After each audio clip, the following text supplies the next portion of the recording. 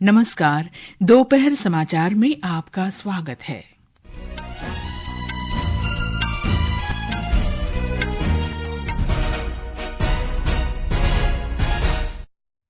राष्ट्रपति द्रौपदी मुर्मू ने छात्रों से व्यवहार और क्रियाकलापों में मजबूत नैतिक मूल्यों को अपनाने का आह्वान किया। हरियाणा में विधानसभा चुनाव के लिए प्रचार आज शाम समाप्त हो जाएगा। मतदान शनिवार को। आकाशवाणी पर प्रधानमंत्री के मन की बात कार्यक्रम के आज 10 वर्ष पूरे। प्रवर्तन निदेशालय ने हैदराबाद क्रिकेट एसोसिएशन से जुड़े धन शोधन मामले में पूर्व क्रिकेटर मोहम्मद अजहरुद्दीन को सम्मन भेजा। सेंसेक्स में 1500 अंक से अधिक की गिरावट। पश्चिम एशिया में बढ़ते संघर्ष के बीच निफ्टी 25,400 के स्तर से नीचे लुढ़का। और शारजाह में आईसीसी टी20 महिला विश्व कप क्रिकेट के शुरुआती मैच में आज बांग्लादेश का मुकाबला स्कॉटलैंड से। दोपहर समाचार के साथ मैं कनकलता। राष्ट्रपति द्रौपदी मुर्मू ने विद्यार्थियों से आह्वान किया है कि वे अपने जीवन में ऐसा कोई कार्य न करें जिससे उनका चरित्र धूमिल हो। उन्होंने कहा कि उच्चतम नैतिक मूल्य उनके व्यवहार और कार्यशैली का हिस्सा होना चाहिए। श्रीमती मुर्मू अपने 2 दिवसीय राजस्थान दौरे के पहले दिन आज उदयपुर में मोहनलाल सुखाड़िया विश्वविद्यालय के दीक्षांत समारोह को संबोधित कर रही थीं।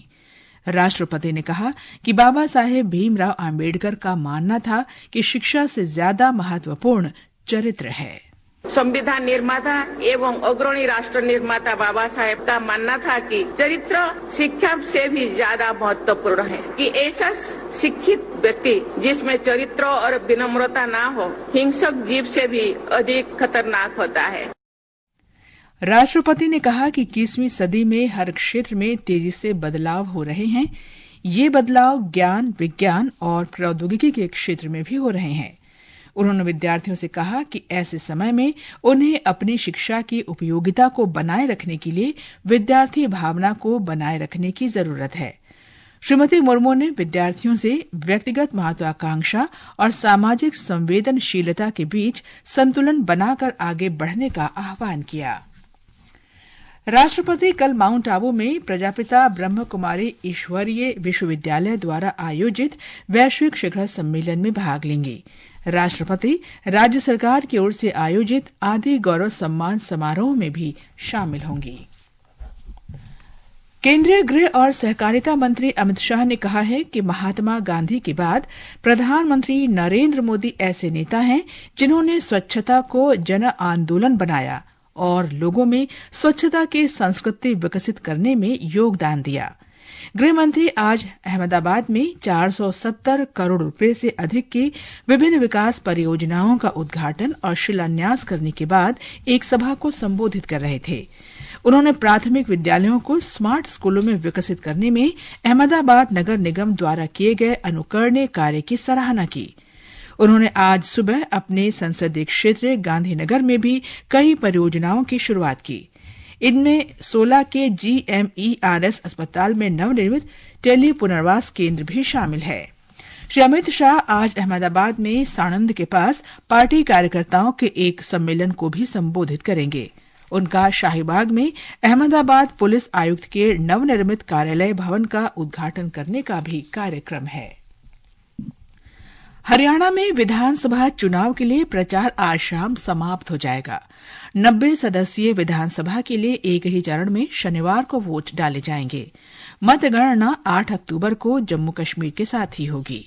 हरियाणा में चुनाव प्रचार के आखिरी दिन विभिन्न पार्टियों के स्टार प्रचारक अपने उम्मीदवारों के पक्ष में जनता का समर्थन जुटाने के लिए जनसभाएं और रोड शो कर रहे हैं। भाजपा के वरिष्ठ नेता और असम के मुख्यमंत्री हिमंता बिस्वा शर्मा ने पलवल में जन आशीर्वाद रैली को संबोधित किया। उन्होंने भाई भतीजावाद और भ्रष्टाचार के मुद्दे पर कांग्रेस नेताओं को घेरा।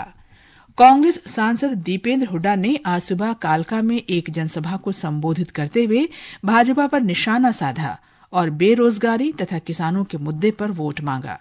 वहीं जननायक जनता पार्टी की वरिष्ठ नेता नैना चौटाला ने पंचकुला में रोड शो किया। बल्लभगढ़ में भाजपा नेता और उत्तराखंड के मुख्यमंत्री पुष्कर सिंह धामी ने रोड शो किया।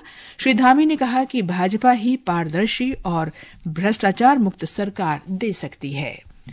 ये समाचार हमारी वेबसाइट www.newsonair.gov.in और हमारे न्यूज ऑन एआईआर ऐप पर भी उपलब्ध हैं। दोपहर समाचार में आपका फिर स्वागत है। प्रधानमंत्री नरेंद्र मोदी के लोकप्रिय रेडियो कार्यक्रम मन की बात के आज 10 वर्ष पूरे हो गए हैं। 2014 में आज ही के दिन श्री मोदी ने आकाशवाणी पर इस कार्यक्रम के माध्यम से देशवासियों के साथ अपने विचार साझा करना शुरू किया था। कार्यक्रम की 10 वर्षों की इस यात्रा में प्रधानमंत्री ने महत्वपूर्ण सामाजिक, सांस्कृतिक, पर्यावरण संरक्षण और सामान्य व्यवहार जैसे विषयों पर अपने विचार रखे। मन की बात कार्यक्रम प्रधानमंत्री तथा आम नागरिकों के बीच संवाद का एक सशक्त माध्यम बन चुका है।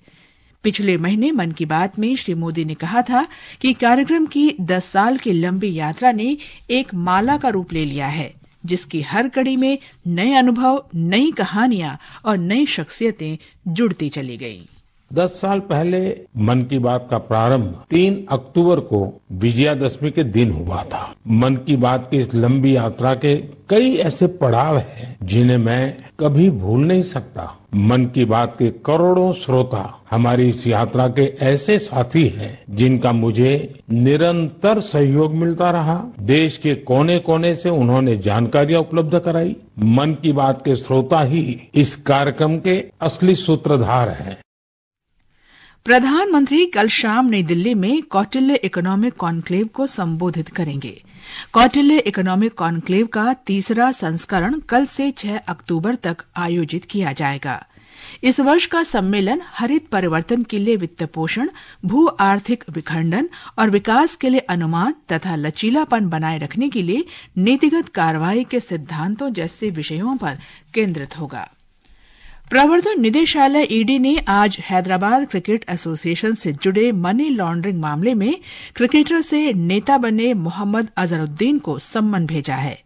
हैदराबाद क्रिकेट एसोसिएशन के पूर्व अध्यक्ष मोहम्मद अजहरुद्दीन पर अपने कार्यकाल के दौरान धन के दुरुपयोग का आरोप है।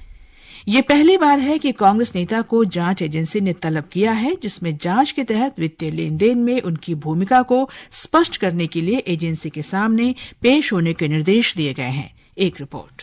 प्रवर्तन निदेशालय के सूत्रों ने बताया कि मामला हैदराबाद के उप्पल में राजीव गांधी अंतर्राष्ट्रीय क्रिकेट स्टेडियम के लिए डीजल जनरेटर और अग्निशमन प्रणालियों की खरीद के लिए आवंटित 20 करोड़ रुपए की कथित हेराफेरी से संबंधित है। प्रवर्तन निदेशालय ने पिछले नवंबर के दौरान तेलंगाना में 9 स्थानों पर धन शोधन निवारण अधिनियम PMLA के तहत तलाशी ली थी। हैदराबाद के क्रिकेट एसोसिएशन के अध्यक्ष, उपाध्यक्ष, सचिव के आवासों पर तलाशी ली गई और इसमें डिजिटल उपकरण, आपत्तिजनक दस्तावेज और नकदी बरामद हुई थी। हैदराबाद से लक्ष्मी की रिपोर्ट के साथ समाचार कक्ष से अमन यादव।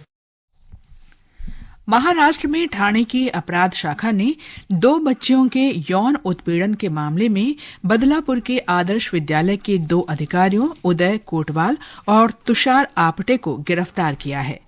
इस स्कूल में एक सफाई कर्मचारी ने 2 छोटी बच्चियों का यौन उत्पीड़न किया था। पुलिस ने बताया कि स्कूल के दोनों अधिकारियों को कल रायगढ़ जिले के करजात से गिरफ्तार कर विशेष जांच दल के सुपुर्द कर दिया गया। इन दोनों अधिकारियों के खिलाफ पॉक्सो की विभिन्न धाराओं के तहत मामला दर्ज किया गया है। भारतीय जनता पार्टी ने आरोप लगाया है कि दिल्ली में कल जिस ड्रग सिंडिकेट का भंडाफोड़ हुआ है, उसका मुख्य आरोपी और सरगना कांग्रेस पार्टी से जुड़ा है। आज नई दिल्ली में मीडिया को जानकारी देते हुए भाजपा प्रवक्ता सुधांशु त्रिवेदी ने आरोप लगाया कि आरोपी युवा कांग्रेस RTI सेल का प्रमुख है। दिल्ली पुलिस ने कल मादक पदार्थों के सिंडिकेट का भंडाफोड़ किया, जिसमें 560 किलोग्राम से अधिक कोकेन और 60 किलोग्राम हाइड्रोपोनिक मारिजुआना को जब्त किया गया, जिसकी अनुमानित कीमत लगभग 5,600 करोड़ रुपये है। बिहार में कोसी और गंडक नदियां उफान पर हैं, जिससे सहरसा, दरभंगा, मधुबनी और खगड़िया जिलों के कई गांव डूब गए हैं। नेपाल में अगले 24 घंटे के दौरान तेज बारिश के पूर्वानुमान को देखते हुए कोसी और सीमांचल क्षेत्र में अलर्ट जारी किया गया है। राज्य के 38 में से 17 जिले बाढ़ की चपेट में हैं। लगभग 15 लाख लोग इससे प्रभावित हुए हैं। हमारे संवाददाता ने बताया है कि बाढ़ से कई सड़कों, पुलों और रेल पटरियों को नुकसान हुआ है। बागमती, कोसी, कमला बलान और अन्य नदियों में आई बाढ़ का पानी जैसे जैसे निचले क्षेत्रों में पहुंच रहा है, वैसे वैसे नए इलाके बाढ़ की चपेट में आते जा रहे हैं। मुजफ्फरपुर में गंडक और बागमती के बाढ़ का प्रकोप औराई, गायघाट और कटरा प्रखंडों में देखने को मिल रहा है। शिवहर से लेकर सीतामढ़ी और मधुबनी से लेकर दरभंगा तक एक जैसा नजारा है। बाढ़ प्रभावित लोग बेघर होकर तटबंधों, राष्ट्रीय राजमार्गों पर डेरा डाले हुए हैं। धर्मेंद्र कुमार राय, आकाशवाणी समाचार, पटना। नवरात्रि का 9 दिवसीय त्योहार आज श्रद्धा भाव और हर्षोल्लास के साथ शुरू हो गया है। इस दौरान देवी दुर्गा के 9 रूपों की पूजा अर्चना की जाती है। पहले दिन देवी दुर्गा को शैलपुत्री के रूप में पूजा जाता है। केंद्र शासित प्रदेश जम्मू कश्मीर में सुबह से ही देश के विभिन्न हिस्सों से भक्त कटरा माता वैष्णो देवी मंदिर में देवी दुर्गा, महाकाली और सरस्वती के दर्शन कर रहे हैं। एक रिपोर्ट।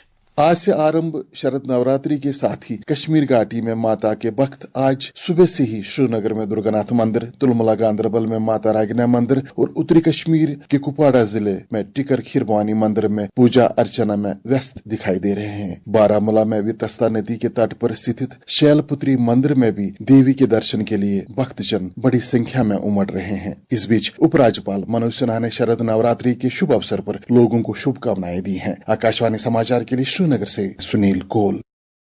प्रधानमंत्री नरेंद्र मोदी ने नवरात्रि के शुभ अवसर पर देशवासियों को शुभकामनाएं दी हैं। श्री मोदी ने एक सोशल मीडिया पोस्ट में कहा कि शक्ति वंदना को समर्पित ये पावन पर्व सभी के लिए शुभ हो। ये समाचार आकाशवाणी से प्रसारित किए जा रहे हैं। ताजा समाचार जानने के लिए आप हमारे social media handle X@AIR News Hindi को फॉलो कर सकते हैं। ये आकाशवाणी है। पश्चिम एशिया के हालात को लेकर उपजी चिंताओं के बीच आज घरेलू शेयर बाजारों में गिरावट का रुख है। अंतर्दिवसीय कारोबार में बॉम्बे स्टॉक एक्सचेंज का 30 शेयरों वाला सेंसेक्स 1500 अंक से अधिक लुढ़क गया। उधर नेशनल स्टॉक एक्सचेंज का निफ्टी भी 25,400 के स्तर से नीचे आ गया। पश्चिम एशिया में उपजे तनाव का असर कच्चे तेल की कीमतों पर भी दिखाई दे रहा है। प्रमुख तेल उत्पादक देशों की ओर से तेल आपूर्ति में बाधा की आशंकाओं के कारण अंतर्राष्ट्रीय बाजार में कच्चे तेल की कीमतें उछाल पर हैं। और अब खेल खबरों के साथ हैं वैष्णवी।